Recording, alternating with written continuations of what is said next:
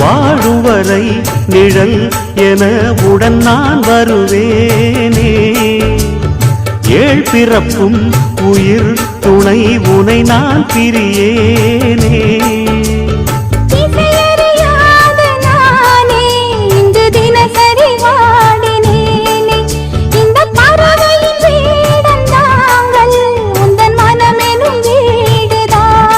நீண்ட காலம் நேர்ந்த சோகம் நீங்கி போக நானும் தீண்ட யோகம் விளங்கிட பூமிக்கு ஒரு வாரம் என்று எண்ணி இருந்தேன்.